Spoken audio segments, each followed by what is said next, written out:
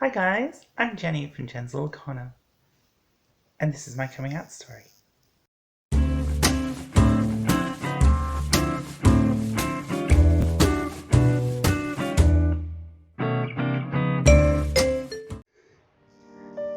Now, as many of you know, I'm a woman of transgender origin, but this isn't that coming out story. That story, I've probably spoken about it, long ends, over on the Nuanced Nonsense podcast that I do with May Bowen. I'll link in the description. No, this is the coming out story of me growing up as a Christian in a Christian family that wasn't overtly religious, but coming to the point where I could confidently say to my family and friends that I'm an atheist. My family my two sisters and brother and myself were all brought up in the Uniting Church in Australia, which isn't exactly a fundamentalist church. They're very progressive, very accepting of LGBTQ plus people. Well, they are now. I wouldn't say they necessarily were when I was a child, but now they are. They're a progressive church. And both my mum and my dad were lay preachers within this church and elders. And all us kids, we grew up in it. We went to Sunday school. Most of us taught Sunday school when we got older. We went to church regularly. Religion was an important part of our lives. It was very important, especially to my mum, but my dad as well, that we were Christian as well. It wasn't like it was shoved down our throats, like many people say, but it was very much an expectation that we would become Christians and that we would follow the teachings. Although not being literalists themselves, they were very open to interpretation of scriptures, which for me was a godsend. Pun intended. As I already said, my dad was a lay preacher within the church. He was also a school teacher and headmaster, which meant he had a lot of highly developed critical thinking skills that he imparted onto us children. He wanted us to think for ourselves and examine all the evidence all the time, which probably isn't the best thing if you want your kids to be Christian to teach them, but it was what he believed. He was strongly into science and math, and he instilled a love of it into us kids. My siblings and I, we all have critical minds. We all look deeply into things. We have all moved away from religion, or at least organized religion. My two elder sisters are definitely still spiritual, but my brother and I are pretty much agnostic towards any sort of deity that could possibly ever exist, and totally atheistic towards any God that you could present to us that has been presented to us. But that was a long journey for me. It was a journey of discovery that led me down the path of being more spiritual, looking at the universe itself as a kind of spiritual being and awakening, which was a comforting thought for me as I moved out of religion and into my agnosticism, atheism. I was helped greatly, honestly, by my dad, who right up until when he died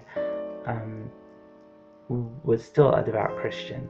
Even though he had critical thoughts himself, he always looked into the history of the teachings in the Bible. He knew that these stories came from older stories, and the whole basis of the Jewish and Christian faith was earlier stories that had been reinterpreted and passed down.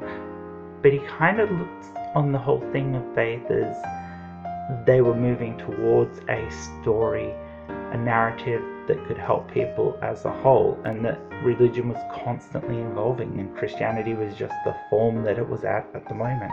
So from my perspective as a young child, I was encouraged to take on these thoughts, to look critically at things, to read about history and about where these stories came from, which stood me in great stead later in life when I was questioning my faith, because I've never had those blockages that some people have that, oh, you can't question this, because I'd always been encouraged to question everything, find out what's right for you. It was pretty much what my dad believed in, and my mum as well to a certain extent. So I can probably count myself as one of the lucky ones who wasn't indoctrinated. I was encouraged, and I was certainly promoted in the direction of being a good Christian, or at least being a faithful person.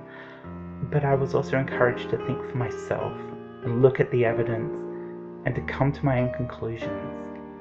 And that's a very powerful thing to teach a young child, and it's what I would always hope to instill in anyone, any children, my nieces, nephews, my own kids, that you need to think for yourself, you need to examine the evidence.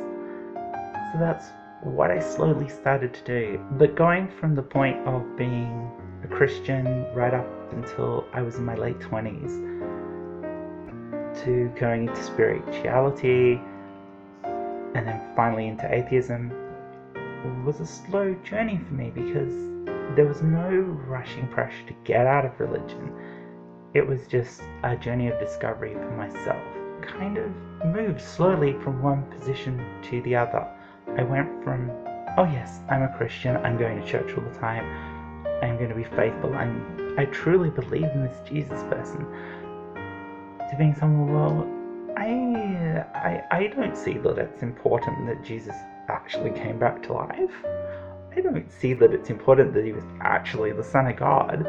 Well, maybe he didn't even exist, but maybe there's still a God, maybe there's still something bigger than us.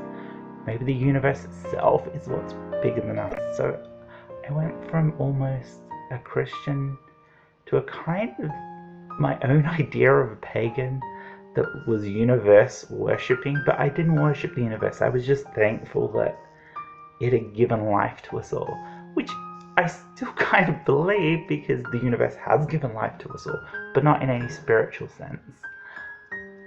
So my movement from there to becoming an atheist came about from listening to people like Aaron Ra and Matt Dillahunty.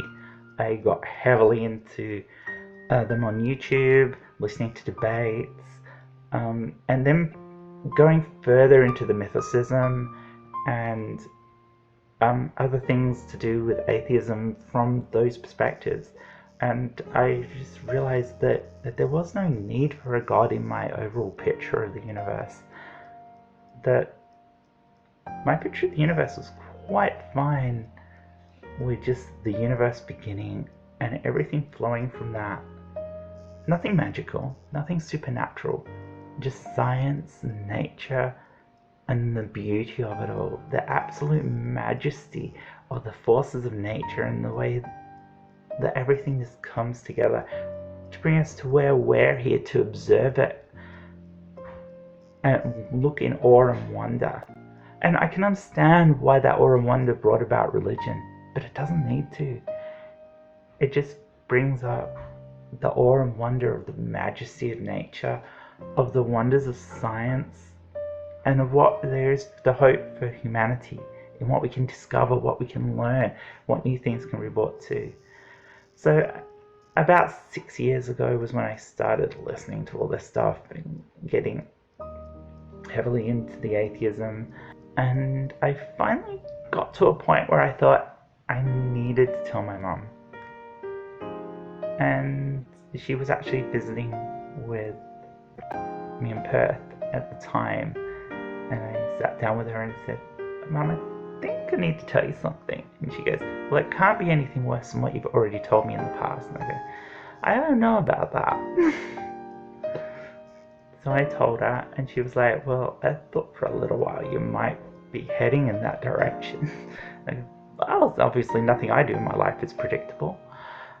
So we had a little discussion. She was probably more disappointed about me coming out as an atheist than she ever was about me coming out as being trans.